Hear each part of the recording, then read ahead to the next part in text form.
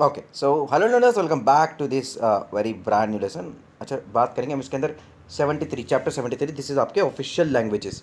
ठीक है, और यूपीएससी में बहुत सारे क्वेश्चन पूछे गए हैं फ्रॉम दिस पर्टिकुलर चैप्टर। ठीक है, हम लक्ष्मीकांत देख रहे हैं एंड दिस इज द आपके 7th edition which is the latest edition. ठीक है, ओके। तो अब तक हम काफ़ी कुछ करते हुए आए है ना, बहुत सारी सिलेबस हमने यहाँ पर कंप्लीट कर दिया है। बचा कुछ जो है वो विद इन फ्यू डेज़ आपका कंप्लीट हम यहाँ पे करा देंगे। ठीक है, so there is no need to worry at all. हम यहाँ पे बैठे हैं, काम कर रहे हैं, एक एक के बाद एक बैक टू बैक लेक्चर्स आपके आ रहे हैं। दैट इज़ वाई बिकॉज कि भाई अब जो है आप फ्लुएंटली अपना काम कंप्लीट करें। ठीक है, रिवीजन कंटिन्यूसली करते चलें, क्योंकि पढ़ा तो सब कुछ दिया ही है। ये मैं इसलिए लेकर के आ रहा हूँ ताकि आप खाते पीते चलते गाते 6 से 12 मिनट के अंदर ही कोई पर्टिकुलर टॉपिक कंप्लीट कर दें, अगर कोई पर्टिकुलर टॉपिक में आपको दिक्कत आ रही है तो।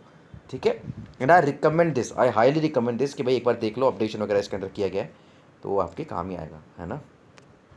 ओके, तो सबसे पहली बात तो ये समझ लो सर मैम, पार्ट 17 में है आर्टिकल 343 से लेकर के, मैं बता देता हूँ 343 से लेकर के सर मैम 351 तक आपके कॉन्स्टिट्यूशन में ये है, इसके लिए प्रोविजंस हैं। तो 4 हेड्स के अंदर इसको बनाया गया है। आई मीन इसके अंदर इनको डिवाइड किया गया है। तो लैंग्वेज ऑफ द यूनियन, उसके अलावा regional languages, language of the judiciary and जो text of laws and special directives है।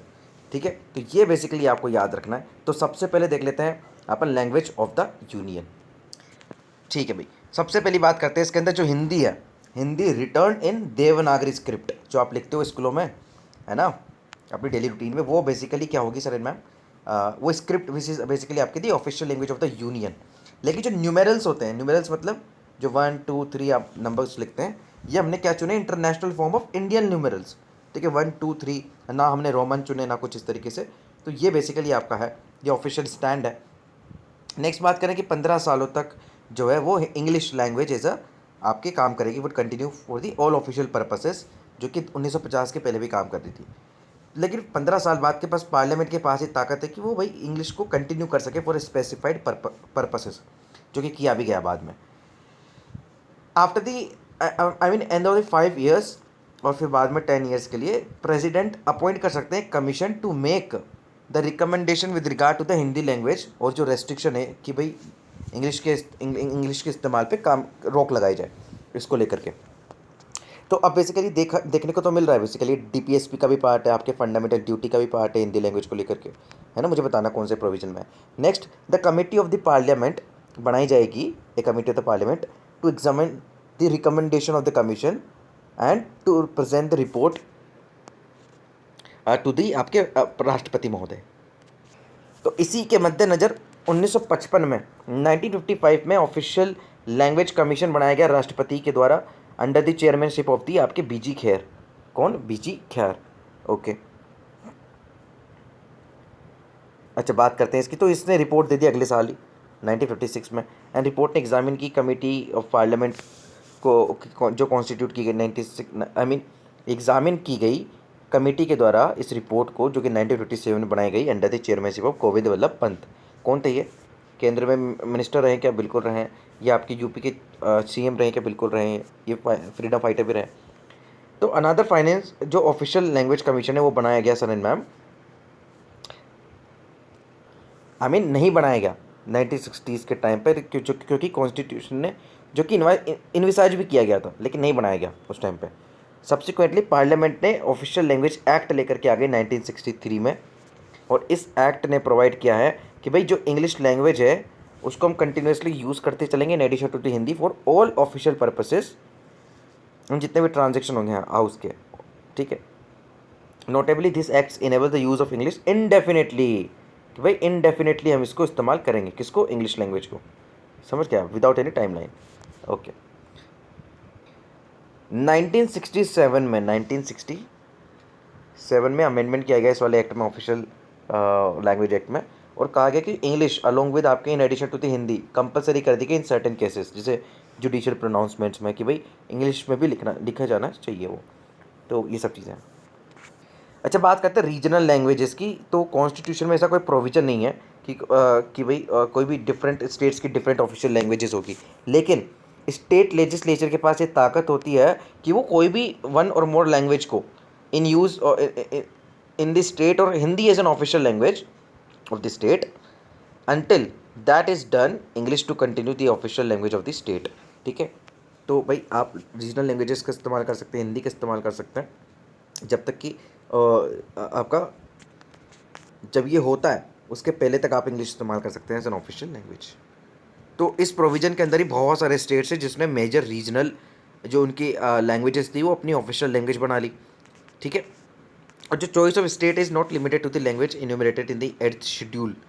क्या बोला मैंने? एर्थ शेड्यूल, जिसके अंदर हमने बात करी थी शेड्यूल लैंग्वेजेस, है ना, बोडो, देवनाग हमने बात करी है, इसके अंदर हिंदी, इसके अंदर इंग्लिश है, क्या बताना मुझे, ठीक है, नेपाली, उसके अलावा सिंधी, ये सब हमने, मलयालम, तमिल, तेलुगु, ये हमने डिस्कस किया था, राइट। एंड इन्होंने ये भी कहा कि जो फॉर द टाइमिंग जो ऑफिशियल लैंग्वेज होगी यूनियन की, English would be the remain the link language between the आपके union and the states and between the various states. But two or more states are free to agree कि भाई हम हिंदी का इस्तेमाल कर लेते हैं इंग्लिश की जगह, है ना, तो ये भी फ्री है। जो आपका ये हम बात करते हैं ना, जो ऑफिशियल लैंग्वेज एक्ट है 1963 का, इसने क्या करा सरन मैम, इसने कहा कि भाई इंग्लिश इस्तेमाल कर सकते हो आप between the union and non in the states, जैसे आपके साउथ ईस्ट स्टेट्स है, नॉर्थ ईस्ट में, ठीक है, आप कर सकते हैं। And Hindi also can be used for the communication between a Hindi and a non Hindi state, लेकिन उसको अकम्पनेड करना पड़ेगा अलॉन्ग विद आपके इंग्लिश ट्रांसलेशन, ठीक है। हिंदी में बात कर लो नॉन हिंदी स्टेट से, लेकिन इंग्लिश ट्रांसलेशन भी दो उसका, ठीक है आप, तो इस तरीके से ये चीज़ें रहेंगी।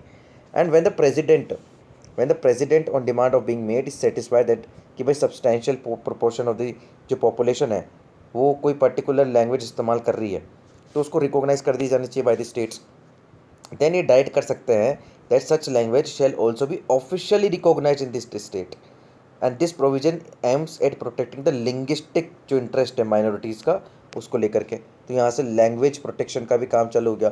नेक्स्ट बात करते हैं, जो हमारा सेकेंड आस्पेक्ट है वो लैंग्वेज होता है judiciary and text of laws. तो इसमें क्या कॉन्स्टिट्यूशनली तो ये लिखा गया है कि भाई कि अगर जब तक पार्लियामेंट कोई प्रोवाइड नहीं करती है, मतलब अलग से बात नहीं करती इसको लेकर के, कोई प्रोविजन नहीं डालती है, तब तक English language is the only आपके क्या रहेगा मोड ऑफ कम्युनिकेशन, या फिर जो जो लैंग्वेज ऑफ द जुडिशरी रहेगी। तो जितनी भी प्रोसीडिंग होती है सुप्रीम कोर्ट की एंड एवरी हाई कोर्ट की, वो सारी इंग्लिश में होगी। एंड जो अथॉरिटेटिव टेक्स्ट होते हैं, चाहे बिल्स हो, acts, ordinance, orders, rules, regulations, bylaws, central state level पे, वो भी सारे इंग्लिश में ही होंगे। हाउएवर जो गवर्नर होते हैं स्टेट के with the previous consent of the president can authorise कि भाई वो हिंदी का इस्तेमाल कर सकते हैं एंड या फिर कोई एनी अदर स्पेशल जो ऑफिशियल लैंग्वेज है स्टेट की, किसमें, हाई कोर्ट्स की प्रोसीडिंग्स में, किसमें, हाई कोर्ट्स की प्रोसीडिंग्स में, but not with respect to the judgement, decree and order pass by it. In other words कि जो जजमेंट एंड डिक्रीज आएंगे वो सिर्फ इंग्लिश में ही आएंगे जब तक पार्लियामेंट स्पेसिफिकली बोल नहीं देती है, ठीक है। तो एक ये था। उसके अलावा सिमिलरली जो स्टेट लेजिस्लेचर है इन्हीं के पास ताकत है, देखो इस चीज़ को लेकर के, तो वो प्रिस्क्राइब कर सकती है the use of any language with respect to the bill, acts and ordinance, order, rules, regulation by those, but the translation is the same in English languages published. तो ये सब बातें इसके अंदर की गई। ये भी कहा गया कि जो आपका ये वाला एक्ट है उसमें हिंदी ट्रांसलेशन भी कर सकते हैं under the authority of the president are deem to be authoritative text होना चाहिए वो। उसी के साथ जो जितने भी बिल्स वगैरह आते हैं उसका हिंदी ट्रांसलेशन भी आप देख सकते हो। तो आज भी हम देखते ही हैं ना, तो वो इसी एक्ट के थ्रू होता है कि भाई इंग्लिश में भी आ रहा है, हिंदी में भी आ रहा है। तो जितने भी एक्ट्स वगैरह होते हैं वो इनेबल करते हैं गवर्नर ऑफ द स्टेट को कि previous consent of the president के थ्रू हिंदी का इस्तेमाल आप कर सकते हो और एनी अदर ऑफिशियल इसका भी कर सकते हैं। तो जिन स्टेट्स में बिल्स, एक्ट्स वगैरह लाते हैं तो उसके अंदर हिंदी और इंग्लिश आप बेसिकली इस्तेमाल कर सकते हैं ट्रांसलेशन। तो parliament has not made any provision, अगर हम बात करें सुप्रीम कोर्ट के केस में, तो उन्होंने अभी तक कोई कानून ऐसा बनाया नहीं है, कोई प्रोविज़न ऐसा डाला ही नहीं है कि भाई हिंदी में आप बेसिकली कर सकते हो, है ना। तो सुप्रीम कोर्ट उन्हीं केसेस को सुनती है जो कि इंग्लिश में बेसिकली आपके अपील्स वगैरह करते हैं, तो ये सब चीज़ें। अच्छा, एक ये एक्ट है आपका ऑथोराइज्ड ट्रांसलेशन, अगर हम बात करें authorised translation, central laws act of 1973, इसने ले डाउन किया था कि जो ट्रांसलेशन होता है ना any regional language specified in the 8th schedule of the constitution, कोई भी सेंट्रल का एक्ट हो, ऑर्डिनेंस हो, ऑर्डर हो, तो वो कर सकते हैं। एंड ये किसकी अथॉरिटी के अंदर होगा? राष्ट्रपति महोदय की अथॉरिटी के अंदर होगा। क्या? राष्ट्रपति, ठीक है भाई, तो कर सकते हैं भाई वो। नेक्स्ट बात करें तो स्पेशल डायरेक्टिव्स की जब बात आती है तो कॉन्स्टिट्यूशन के अंदर प्रोविजन है कि भाई जो लिंग्विस्टिक माइनॉरिटीज़ है उनका भी इंटरेस्ट हमको प्रोटेक्ट करना है ना, उनका भी डेवलपमेंट करना है, तो उनके लिए कुछ प्रोविजन किए गए हैं। ये स्पेशल डायरेक्टिव्स उसी के लिए हैं कि प्रोटेक्शन ऑफ लिंग्विस्टिक माइनॉरिटीज़ इसमें कहा है कि भाई कोई भी एग्रीव्ड पर्सन ना किसी भी लैंग्वेज में जो कि स्टेट या यूनियन में इस्तेमाल होती है उसमें एप्लीकेशन या फिर कोई ग्रीवियंस दे सकता है अपनी, ठीक है, लिखित रूप में। एंड उसको रिजेक्ट नहीं कर सकते हो आप, ठीक है, ऑन द ग्राउंड्स कि भाई वो ऑफिशियल लैंग्वेज नहीं है, ठीक है, तो वो दे सकता है। कि मैं क्या बता रहा हूँ, जो ऑफिशियल लैंग्वेज नहीं भी है उसमें भी कर सकता है, वो दे सकता है।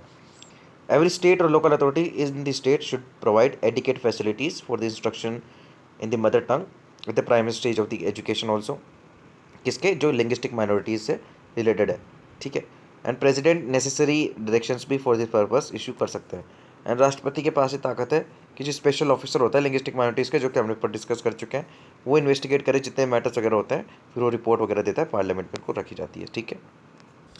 बात करें डेवलपमेंट ऑफ हिंदी लैंग्वेज की, तो ये बड़ा ज़बरदस्त है कि कॉन्स्टिट्यूशन ने इम्पोज किया ड्यूटी सेंटर पे कि भाई जो है हिंदी लैंग्वेज को आप डेवलप, मतलब उसके डेवलपमेंट के लिए काम करें, प्रमोशन के लिए काम करें, ठीक है। एंड ये सब चीज़ें हैं तो because it's a link of anchor for the composite culture of India, क्योंकि सबसे ज़्यादा लैंग्वेज तो बोली जाती है ना Hindi as a common language in all over the India, ठीक है। तो ये आपके बेसिकली किस में पार्ट है, एट्थ शेड्यूल में, एट्थ शेड्यूल का पार्ट है कॉन्स्टिट्यूशन के कि भाई जिसने 22 लैंग्वेजेस हमारे यहाँ पर हैं। क्या बोला मैंने, 22 लैंग्वेजेस यहाँ पर अपने यहाँ पर है, ये मैंने एक्सप्लेन किया था with very good trick also, right. तो जिसे हम बात करें, एसएमीज़ हैं, बंगाली है, बोडो है, डोगरी, गुजराती, हिंदी, मराठी, कन्नड़, कश्मीरी, कोंकणी, मैथिली, मलयालम, मणिपुरी, नेपाली, उड़िया, पंजाबी, संस्कृत, संताली, सिंधी, तमिल, तेलुगु, उर्दू। सिंधी ऐड की गई, फिर बाद में कोंकणी, मणिपुरी, नेपाली, ये मैंने आपको एक्सप्लेन किया था, वापस रिपीट नहीं करता हूँ। अच्छा, ये जो कमेटी बनाई जाएगी ना, कमेटी फॉर दी आपकी जो पार्लियामेंट की ऑफिशियल लैंग्वेज को लेकर के, तो इसके अंदर कौन कौन होंगे ये देख लो आप। तो कमेटी 1976 में सबसे पहली बार बनाई गई थी। इसके अंदर 30 मेंबर्स होंगे, जिसमें से 20 लोकसभा से होंगे और 10 आपके राज्यसभा से होंगे। तो आप ये याद रखना, बहुत ज़रूरी है। ड्यूटी क्या है, वही है कि हिंदी का जो ऑफिशियल पर्पसेस है उसमें उसका प्रोग्रेस को रिव्यू करना, रिकमेंडेशन देना, ये सब चीज़ें फिर राष्ट्रपति के सामने वो अपनी रिपोर्ट देती हैं।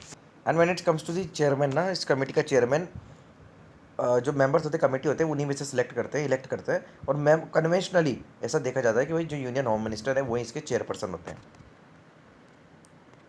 अच्छा, एक और इसके अंदर आस्पेक्ट है क्लासिकल लैंग्वेज का स्टेटस जो है। तो 2004 में ना, आगे जब हम बात करें 2004 में गवर्नमेंट ऑफ इंडिया ने डिसाइड किया था तो create a new category of language, जिसको क्लासिकल लैंग्वेज बोलते हैं। तो सो फार यहाँ पर 6 लैंग्वेजेस ऐसी हैं, 6 लैंग्वेजेस ऐसी हैं जो कि क्लासिकल लैंग्वेजेस का स्टेटस उनको मिल चुका है। बेनिफिट क्या है, सिंपल है यार कि भाई इंटरनेशनल अवार्ड्स वगैरह सब क्लासिकल इंडियन लैंग्वेज में दिया जाता है एनुअली।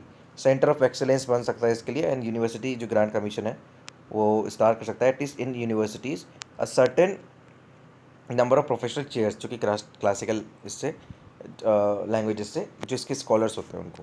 क्राइटेरिया क्या रहता है इसका कि हाई एंटिक्विटी होनी चाहिए इन अर्ली टेक्स्ट, यानी कि 1500 से 2000 साल पुराने टेक्स्ट होने चाहिए। Body of ancient literature text which is considered as आपके वैल्यूएबल हेरिटेज। लिटरेरी ट्रेडिशन होना चाहिए भी original and not borrowed from another speech और कम्युनिटी। जो क्लासिकल लैंग्वेज है literature being distinct from modern, discontinuity होनी चाहिए क्लासिकल लैंग्वेज की and its later form offshoot से रिलेटेड। तो बड़ी ज़बरदस्त ये आपके है।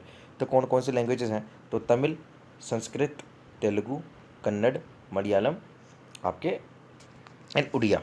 दीज आर आपके 6 जो लैंग्वेजेस हैं, समझ गए आप। ओके, तो ये बेसिकली ऑफिशियल लैंग्वेज से रिलेटेड आपके प्रोविजन है, आर्टिकल 343 से लेकर के 351 तक हम यहाँ पर इसको डिस्कस कर चुके हैं। नेक्स्ट सेशन में बात करेंगे पब्लिक सर्विसेज की, ठीक है। तो जब तक के लिए stay tuned and have a nice day.